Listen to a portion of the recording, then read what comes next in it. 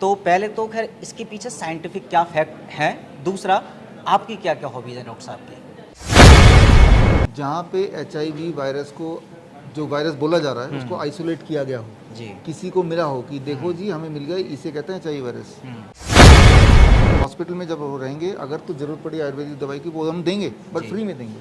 अच्छा। हाँ, वो 6,000 की हो, 10,000 की हो, लेकिन आपको फ्री में मिलेगी।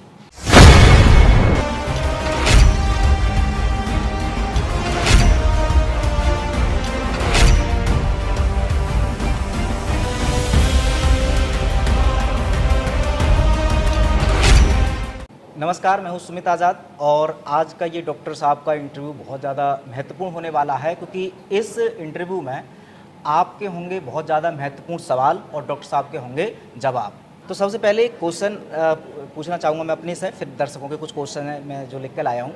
जैसा आपने अभी लास्ट टाइम सेमिनार किया, आपने कहा कि जिन लोगों की हॉबीज़ होती हैं वो ज़्यादा स्वस्थ रहते हैं ऐसे लोगों की कंपेयरिंग में जिनकी हॉबीज़ नहीं होती हैं। तो पहले तो खैर इसके पीछे साइंटिफिक क्या फैक्ट है, दूसरा आपकी क्या क्या हॉबीज़ है डॉक्टर साहब की? मेरी हॉबीज़ किताब पढ़ना है, किताब कलेक्ट करना है। मैं कहीं भी किसी भी शहर में जाता हूँ, देखता हूँ कि उस शहर का बुक स्टोर कहाँ पे है। जी तो किताबों की खुशबू, उसका नयापन, जी उसका डिज़ाइन। किताब ज़रूरी नहीं कि मेडिकल सब्जेक्ट का ही हो, किसी भी सब्जेक्ट का हो, जो दिखने में सुंदर लगे, जिसमें कोई क्रिएटिविटी हो, जी। तो वो मेरी हॉबी शुरू से आज भी है। तो हमारे तो घर में जगह बहुत नहीं है, तो डब्बे में किताबें भरी हुई हैं हज़ारों की संख्या में। तो यही एक मेजर हॉबी है मेरी, मुझे लगता है अभी तक तो। जी। तो अच्छा, ये हॉबीज़ से जैसा अभी इसमें आपने बता तो दिया कि हॉबीज़ अगर रखेंगे तो ज़्यादा स्वस्थ रहेंगे, कोई छोटा सा कोई फैक्ट बता सकते हैं साइंटिफिक कि हाँ ये? देखिए, जब इंसान हॉबी में रहता है ना, तो वो अपने आप में गुम रहता है, जी। वो हमेशा खुश रहता है, उसकी जो हार्ट बीट है वो नॉर्मलाइज रहती है। जी। अनसर्टेनिटी की दुनिया में नहीं रहता, वो सर्टेनिटी की दुनिया में रहता है, क्योंकि वो अपने आप में कंप्लीट है, उसको कुछ चाहिए नहीं, वो मिल चुका है, वो जी। उसी में आगे बढ़ रहा है वो। जी। जब भी आपको अनसर्टेनिटी होगी जीवन में, आपके हार्ट की पैल्पिटेशन बड़ी होगी।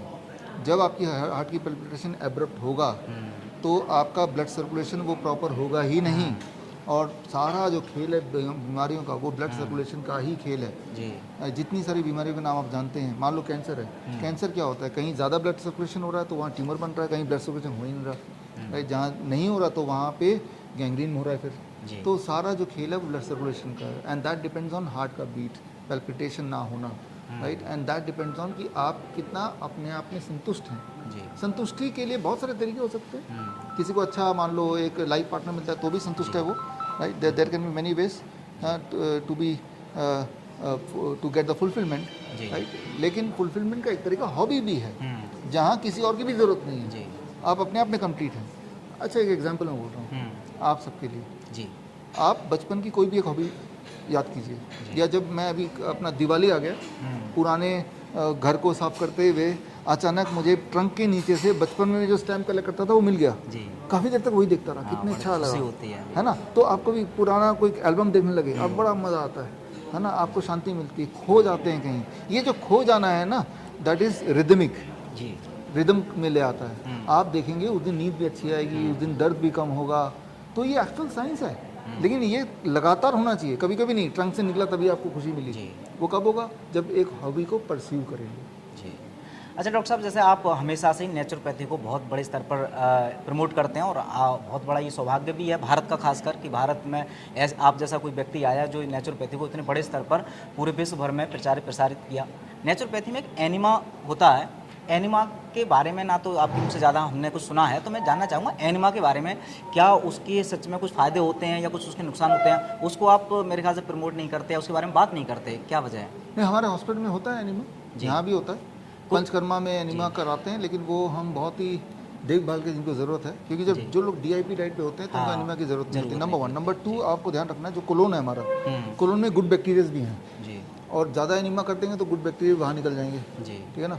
तो इसीलिए एनिमा करना है, जो कॉन्स्टिपेशन की पेशेंट है, बहुत सोच समझ के करना है, बहुत ज़्यादा नहीं करना है, और वो हम करते हैं उसको हॉस्पिटल। स्वस्थ आदमी के लिए अगर बताना चाहें कि क्या होनी चाहिए फ्रिक्वेंसी एनिमा की, अगर कोई स्वस्थ आदमी करना चाहे? उसको ज़रूरत नहीं है, बॉडी अपने आप में एक सेल्फ, जब आप खाते हैं और उसमें खूब सारा पानी है, जैसे लिविंग फूड जिसे बोलते हैं हम, तो दैट इटसेल्फ एनिमा का काम करता है। तो स्वस्थ को ज़रूरत नहीं है, जो बीमार है उसको ज़रूरत है, और वो देते भी, हमारे सारे हॉस्पिटल में एनिमा होता है पेशेंट के। आपने HIV का बहुत बड़े स्तर पर खुलासा किया था कुछ टाइम पहले, तो अब HIV को लेकर के ना, जैसे अब अखबारों में या जो एलोपैथी है वो तो दावा करती है कि ये सच में एक बीमारी है और स्प्रेड होती है खासकर सेक्सुअल संबंधों से, या और भी जो जो उन्होंने बताए थे। आपने कहा ये स्प्रेड नहीं होता है, चाहे तो आप मेरी बॉडी में किसी भी HIV वाले पेशेंट का ब्लड डाल दीजिए। लेकिन अभी हाल में कुछ आयुर्वेदाचार्य हैं, कुछ आयुर्वेदिक डॉक्टर्स वगैरह भी हैं, वो भी इस बात को मानते हैं, जो नेचुरोपैथी आयुर्वेद को भी मानते हैं, लेकिन फिर भी कह रहे हैं कि डॉक्टर साहब ये जो दावा है ये बिल्कुल उनका फेक क्लेम कर रहे हैं। क्या अब HIV के बारे में भी कुछ अलग से आपके पास कुछ जवाब है जो आगे देना चाहें सब लोगों के सामने? और जिस तरह से अभी ट्रेंडिंग बीमारी को आपने बहुत बड़े स्तर पर एक्सपोज किया और सबको मानना पड़ा कि हाँ डॉक्टर साहब सही है, और वो सही निकले। आप HIV को लेकर के कोई आपकी प्लानिंग जो बहुत बड़े स्तर पर आप एक्सपोज करना चाह रहे हैं? मैं तो सिंपल ये बोलता हूँ कि HIV की बात करते हुए 1984 में पहली बार HIV का नाम आया, तो 1984 से लेकर अभी तक 40 साल से ऊपर हो गए, तो 1982 इट वाज, तो तब से लेकर अब तक, तो इतने सालों में एक भी ऐसा पेपर दिखा दो आप जहाँ पे HIV वायरस को, जो वायरस बोला जा रहा है उसको आइसोलेट किया गया हो, जी, किसी को मिला हो कि देखो जी हमें मिल गया, इसे कहते हैं HIV वायरस। एक पेपर दिखा दो आप, जी, है ना, तो हम मान जाएंगे, लेकिन एक पेपर भी नहीं है तो बताओ, there is not a single paper जहाँ ये बताया हो कि हाँ HIV वायरस देख लिया किसी ने, आइसोलेट कर दिया, अभी तक नहीं। राइट, आपने देखा हर चीज़ की ये बनती है टीका जिसे बोलते हैं, HIV क्यों नहीं बना? कि उसके लिए भी तो भाई वायरस को आइसोलेट करना पड़ेगा। जी, बात तो चल रही है कि हाँ इसका भी टीका डेवलप करने वाले हैं। 1982 से चल रही है, 40 साल तो हो गए जी चलते हुए। बहुत शानदार। अच्छा, जैसे अभी एक और प्रश्न जो लोग पूछना चाहते हैं, खासकर जो DIP डाइट के बारे में जानते हैं, आप कहते हैं कि जो DIP डाइट और एक नॉर्मल डाइट में जो सलाद को लेकर के है, जैसे जो कच्ची सब्जियां, वो नॉर्मली भी व्यक्ति अगर DIP डाइट ना भी ले रहे होते हैं तो वो खाने के साथ तो लेते ही हैं। वो हमने भी पूर्वजों से देखा है, हमारे माता पिता भी ऐसा लेते थे, हम भी खाने के साथ जैसे जो सलाद ले लेते हैं। आप कहते हैं कि DIP डाइट के अकॉर्डिंग तो पहले सलाद की प्लेट ख़त्म करो तब दूसरी प्लेट लो। तो इसमें डिफरेंस कितना है कि अगर हम भोजन के साथ सलाद कर लेते हैं तो क्या इससे थोड़ा बहुत भी फ़ायदा नहीं मिलेगा? कितना मिल सकता है इससे फ़ायदा, कितना डिफरेंट है इसमें? समझना होगा, जब आप सलाद खाते हैं तो that is on the stomach. जी, स्टमक के पहली लेयर में सलाद है। हाँ, सलाद में एक जो लिविंग एंजाइम्स हैं, और हमारे बॉडी के अंदर स्टमक में एक लिविंग हार्मोन एंजाइम बनते हैं, जिसे कहते हैं इंक्रेटिन। इंक्रेटिन और सलाद का जो एंजाइम है वो आपस में एक दूसरे को इंटरेक्ट करते हैं, जी, समझते हैं कि कब कितना शुगर खाने से ब्लड में जाना है, राइट, वो ट्रेवल कैसे होगा, कहाँ पे छुपेगा, वो न्यूट्रिशन कैसे जाएगा, वो सारे जो है ताना बाना लाइव एंजाइम और इंक्रेटिन हार्मोन जो बॉडी के अंदर ऑलरेडी है, दोनों के बीच में होता है। जी, तो ये काम सलाद कर सकता है। कुक्ड फूड जब है तो लाइव एंजाइम मर गए।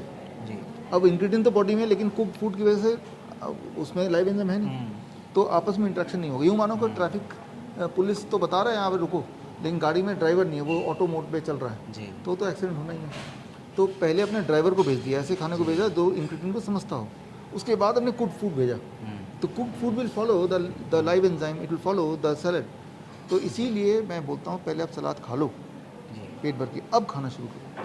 आपने देखिए बहुत सारे प्रोटोकॉल से बहुत सारे मरीजों को ठीक किया है, हालांकि समय समय पर आप बुक्स के थ्रू एविडेंस भी देते रहते हैं, लेकिन हाल ही में अभी आपकी एक बात पर आलोचना बहुत ज़्यादा हो रही है। मैं देख रहा हूँ सोशल मीडिया पर कुछ लोग हैं वो ये कह रहे हैं कि डॉक्टर साहब की जो वेबसाइट पर हज़ारों हज़ारों के टेस्टिमोनियल जितने भी हैं वो सारी चीज़ सब खरीदी हुई हैं।